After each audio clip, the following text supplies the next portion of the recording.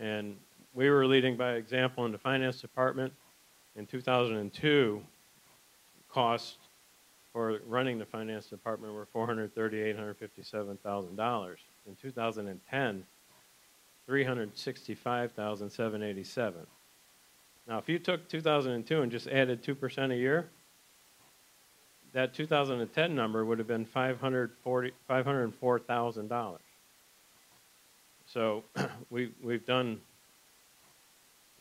great things in the finance department, and we've done it through increasing productivity, through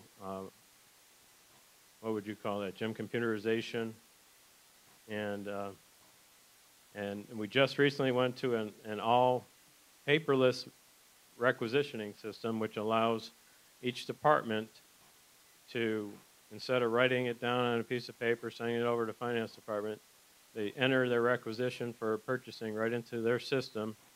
They're then able to get their information back quicker, their purchase order back quicker. We have less paperwork that we have to handle in the finance department.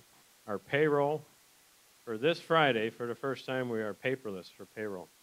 Everybody has given us direct deposit forms, the ones that didn't have those submitted, and we're getting the paper checks.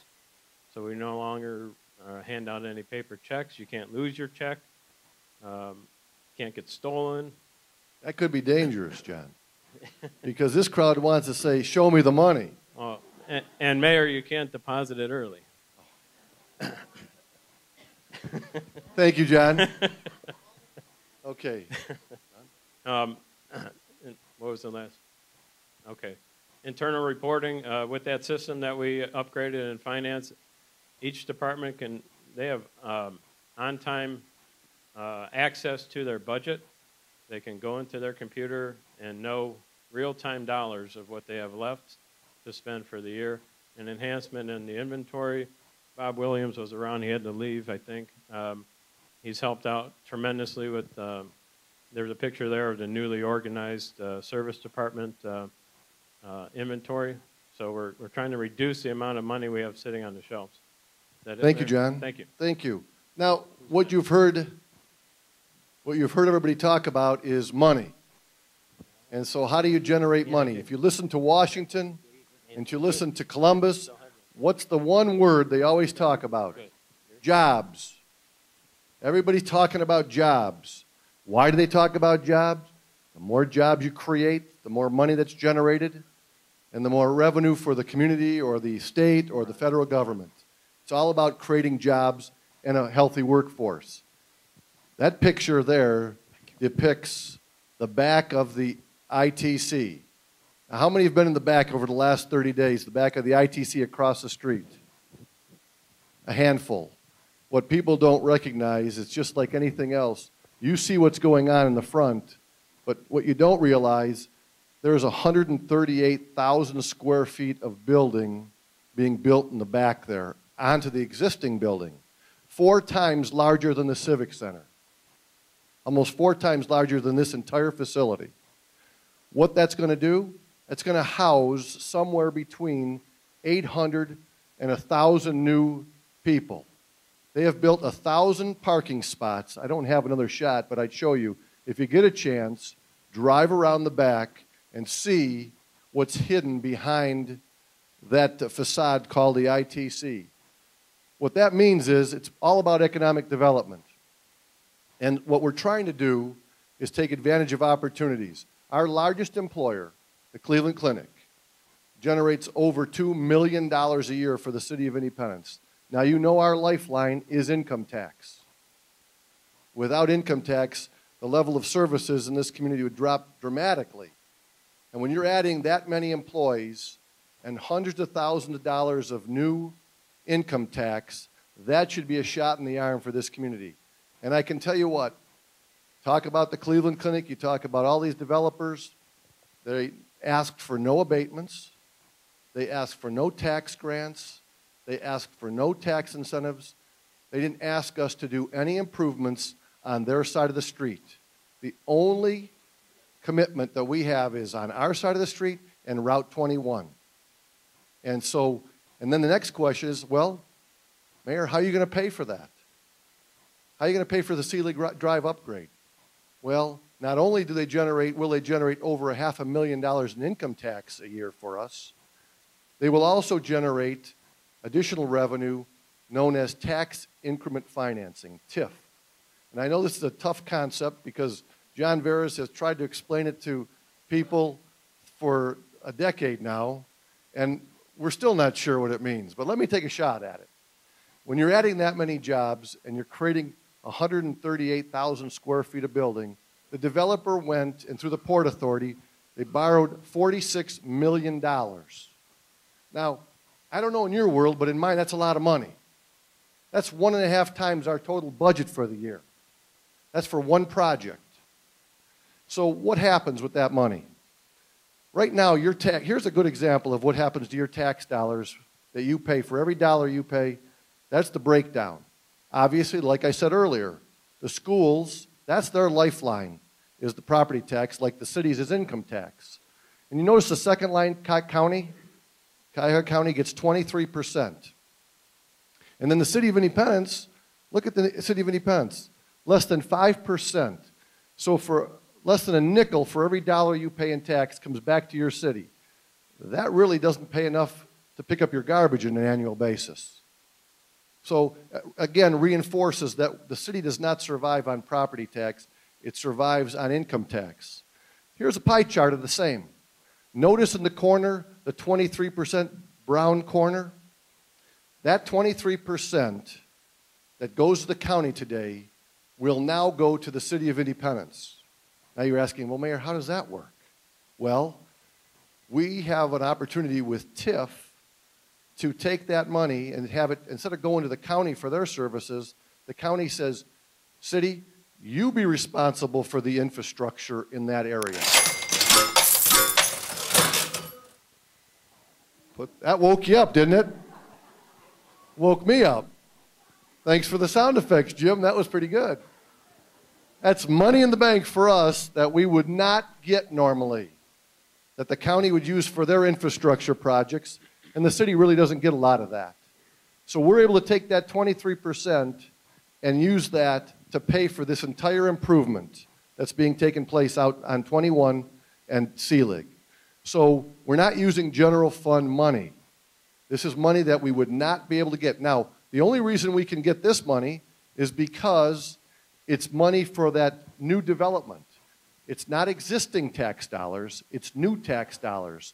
So as they built that 138,000 square feet improvement and that $46 million improvement, that money that the county would normally get will now go to the city to repay or pay the debt for the Seelig Road improvement. Does everyone understand TIF now? Yes. Say yes. Make me feel good. Say yes. Okay. So that's how we're looking forward to this project. We're going to use TIF money to pay down the debt for this project, and it's not going to come out of the general fund, so it will not affect any of our services. In addition to that, we will get $500,000 or more from the income tax from these new employees coming to Independence. Now I want to ask Ron White to talk about additional economic development that's taking place in the city. Some of you are aware of some of the projects. Ron? Good morning, Mayor. Good morning, everyone. The mayor is not only interested about income and operating taxes, but he's also interested about wellness. So he's worked with developers like the Stanford Properties to develop good and nutritious eateries, such as Melt Bar and Grill. Very healthy. Jimmy John's, and a couple of relocations. Key Bank is relocating from the center of town. And unfortunately, to some of you, that might not be the best thing, but they're creating their own standalone bank down on Rockside Road. And Jimmy John's is a new substation kind of operation that's down there also on one of the developments. And so a number of good eateries. If you haven't heard, Winking Lizard is going up the street, and and then we can come back to that. And going up the street, up the Quarry Lane, remember where Chester's is located? Well, that's where they're going to relocate to, out of the Rockside Corners shopping center. So it'll be a nice venue up there for them. They're renovating it to their own style, nice, fresh, great view of the downtown Cleveland. It'll be a great venue to go up and enjoy. Passel's Bakery has been operating. I hope you go and get your donuts, your cakes, and your breads there. Babushka's is yet to come, and so we'll have that in the Independence Square Shopping Center, right where the Town Square restaurant used to be. So in a month or so, that should open. But more eateries, more variety, and of course, the mayor fulfills his wellness goal. Now, we have a little one here that we're going to run a little film for you that just opened up, and the mayor was down to cut a ribbon for Panera Bread. And I hope you go there.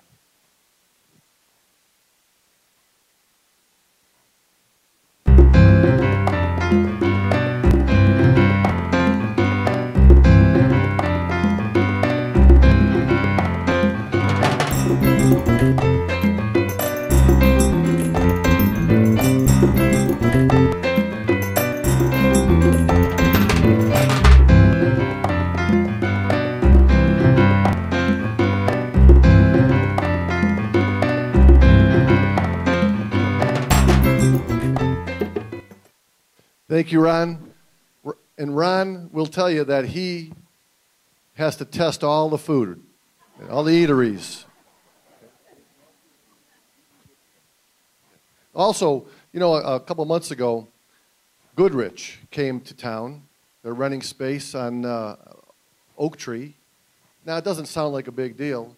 I think they brought about 100 people. Maybe it was 100 people. The interesting part is this division does over $1 billion worldwide. It's the landing gear division, and they are now headquartered in the city of Independence. And of course, we have a number of different entities that really contribute to our financial stability. And I think we have, how many businesses do we have in our city, Ron? About 1,250 different businesses. They pay the freight for our quality of life in our city. Now at this time, I'd like to move on to the second component. The first component was leadership, right? What was the second component? Teamwork. And I can tell you that without this team of people, we wouldn't be able to deliver the services we deliver. But I want to take a moment and recognize an individual. Pete Nelson, please stand, Pete. Just retired as the fire chief.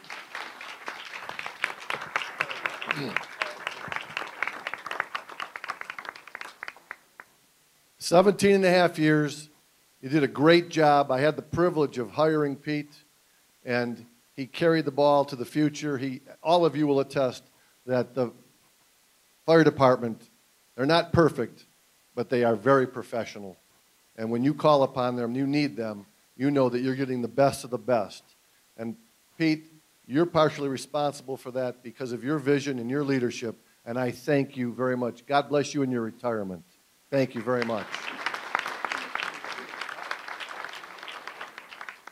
Well, one of his responsibilities was to leave the department in capable hands. And at this time, I'd like to call Steve Riga. Steve, to take a few minutes and talk about the fire department. Thank you, Mayor.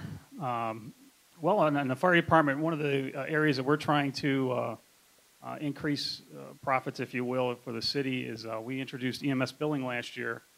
And as you can see, in 2010, we were able to collect $325,000